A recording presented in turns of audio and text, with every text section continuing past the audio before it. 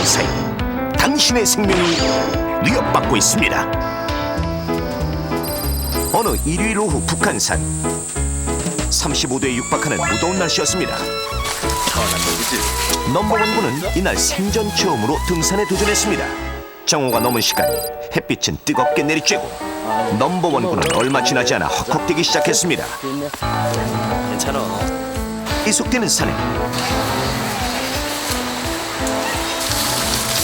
어느새 30분이 지나고 넘버원군의 볼은 빨개져 있었습니다.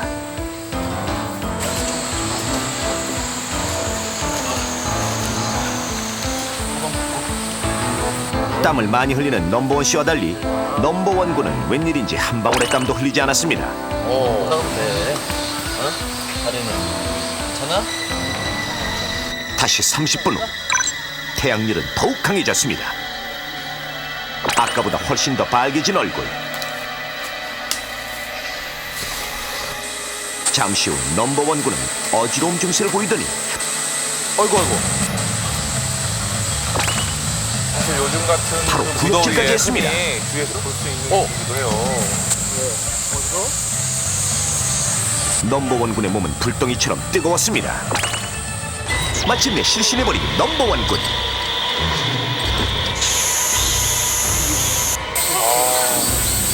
괜찮아? 정신 차려봐. 괜찮아? 넘버원군은 헛소리까지 하는 심각한 상태입니다. 정신 차려봐. 정신 차려봐. 정신 차려봐. 살인적인 폭염 속에 무리한 등산으로 정신을 잃고 쓰러진 넘버원군에게 해야 할 응급조치법은 넘버원 씨의 현재 상황. 35도에 육박하는 무더운 날씨. 고열, 현기증, 구토, 헛소리 등 열사병 증세를 보이고 있는 상태. 3m만 가면 나무 밑 그늘이 있고 4m 근방에 있는 계곡. 위기 탈출 넘버원. 뜨거운 태양 아래 장시간 동안 무리한 산행으로 의식을 잃고 쓰러진 넘버원군. 열사병으로 의심되는 넘버원군에게 넘버원 씨가 가장 먼저 해야 할 행동은 무엇일까요? 1번, 일단 그늘로 데려가 다리를 위로 올린다.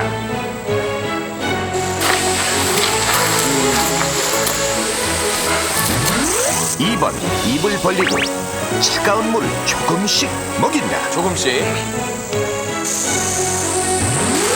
3번, 옷을 벗기고 계속해서 물을 끼얹는다. 물을 끼얹네요. 선택, 죽느냐 사느냐. 자, 지금 그러니까요. 어린이가 40도 이상의 고열에 헛소리까지 하고 있습니다. 열사병으로 의심이 되는 현재 상황이고요. 아이에게 해야 할 응급조치법은 과연 무엇일까요?입니다. 자, 선택하셨죠? 정답 눌러주세요. 3번 가운데. 4, 3, 2, 1.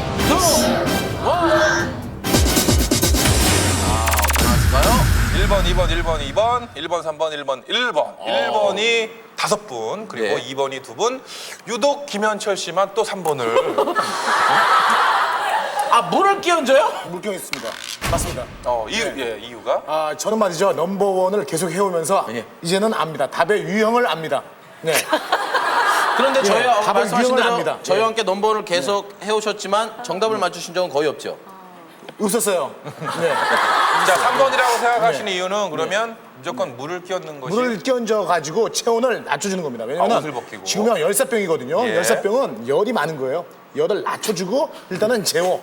그러면은 딱 맞습니다. 예, 정말 좋죠. 열을 낮춰주고 그곳에서 좀 재워야 돼요? 재워야 됩니다. 무조건 재워야 됩니다. 예. 일단 뭐 김현철 씨하고 같은 답이 아닌 거에 위안을 삼고요. 자, 그러면 2번을 선택하신 예. 우리 김진 씨 의견 또 들어볼까요? 일단은 그 가지고 있는 물을 조금씩 그 입술서부터 좀 적시면서 예. 목을 좀 이렇게 편안한 상태로 마시게 하는 것이. 예.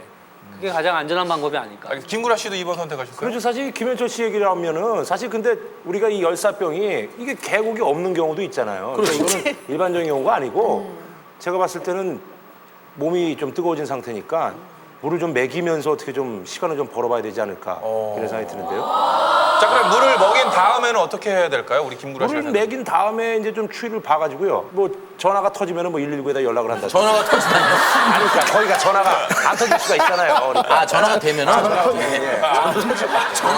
그러게요. 예, 알겠고요. 장윤정 씨는 또 왜 1번이라고 선택을 했어요? 3번은 그렇게 했다가 심장마비가 또 올 수도 있을 것 같고 갑자기 놀래서 그리고 2번은 구역을 지금 구토를 하고 있다고 하는데 기도가 또 막힐 수 있을 것 같기도 하고 네, 그래서 그건 안 될 것 같고 그래서 피하다 보니까 그 중에 제일 무리가 없는 번호를 선택하다 보니까 1번이다. 독특한 말상이네요. 아니, 뭐 일단- 그것도 그래요. 일단 뭐 안전하게 예. 하는 것이니까. 최민호 씨, 1번을 선택하신 이유. 그 일단 2번, 3번은 그 애를 보내는 방법입니다. 정말 위험한 방법.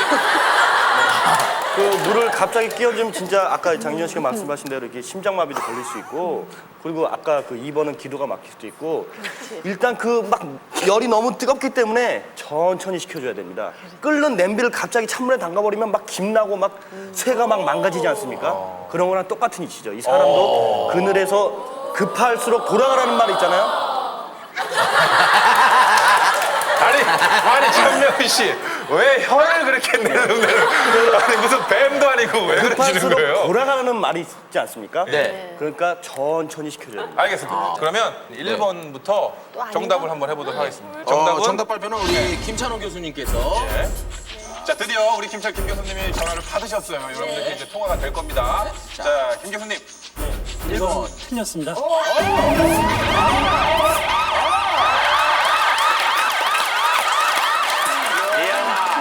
요거 재밌는 시스템이네요. 야, 괜찮네. 야, 천명훈 씨. 잘못된 상식이란 얘기예요 지금. 1번 방법을 했다간 그 아이를 보내는 방법이었대요. 예.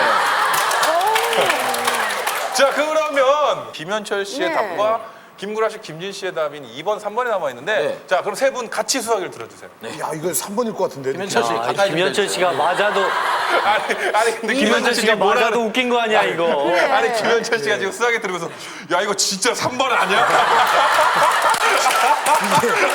이게 이상한데 오늘. 본인도 알겠습니다. 누가 정답인가를 질문해 주십시오. 정답은요?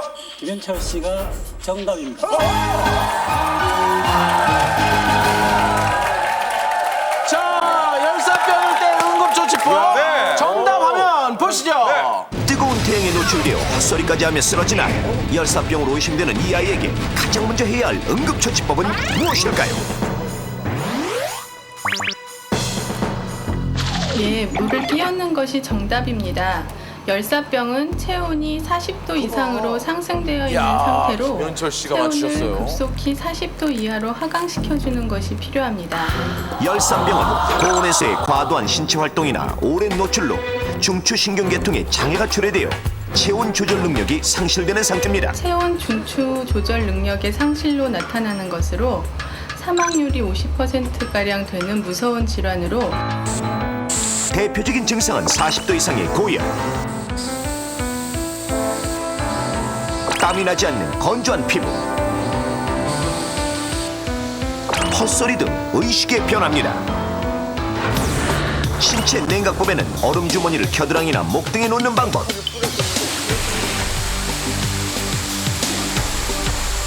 물 묻은 천둥으로 닦으면서 부채질을 하여 내리는 방법이 있습니다. 옷을 입은 채로 물로 적시는 방법은 피부로부터의 열 증발을 방해하므로 피해야 합니다.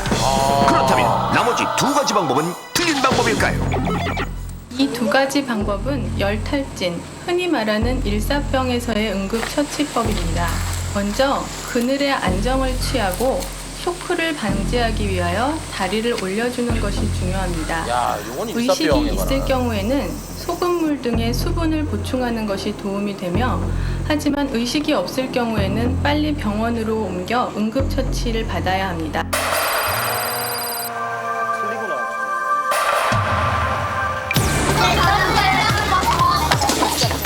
여름철 많은 사람들에게 발생하는 일사병, 즉 열탈진은 장시간 고온에서 활동하여 탈수증 증세가 나타나는 것입니다.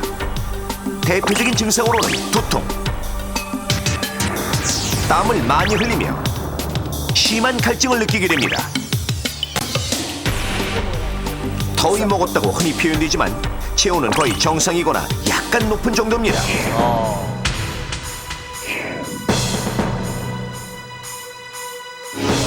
태양열이 뜨거운 12시에서 오후 2시 사이에는 활동을 피하는 것이 좋고 목이 마르지 않더라도 30분에 한 번씩 물을 마셔야 합니다. 뜨거운 여름철 무리한 운동과 수분 섭취 부족은 당신의 안전을 위협할 수도 있습니다. 야, 우리 김현철 씨에게 박수 한번 부탁드려야 되겠는데요. 근데 사실 본인은 사실 정확한 이유는 모르는 거예요. 일단 그래서 좀 아쉽긴 한데 하지만 정답 맞추셨고 저도 사실은 열사병과 일사병이 같은 건 줄 알았는데 자 그럼 우리 김 교수님한테 열사병하고 그 일사병 어떻게 다른지 그 차이점을 좀 들어볼까요? 네, 열사병하고 일사병을 우리 흔히 착각하기가 쉬운데요. 열사병은 체온 조절 기능이 떨어져가지고 땀이 나질 않습니다. 땀이 나질 않기 때문에 체온이 상승하는데 체온이 40도 이상씩 올라가요. 이렇게 되게 되면 생명의 위태로운 상황까지 갑니다. 반면에 일사병은 뜨거운 데서 또 햇볕을 받으면서 오랜 활동을 하게 되면 땀을 너무 많이 흘려서 수분 부족으로 탈진 현상이 일어납니다. 그것이 열사병과 일사병의 차이점인데 일사병은 체온 상승이 그렇게 높게 올라가지는 않습니다. 그럼 열이 40도 이상 올라가는 것은 열사병으로 봐야 된다. 열사병과 일사병이 같은 건 줄 알았더니 이렇게 달라요. 예. 김현철 씨, 열사병과 일사병 어떻게 차이가 있다고 저희가 외우면 되겠습니까? 열사병은 말 그대로 열이 올라가. 일사병은 말 그대로 그날 너무 땀을 많이 흘린 거야. 이런 식으로 이해하면 돼. 저기 정리할 시간을 좀 주세요.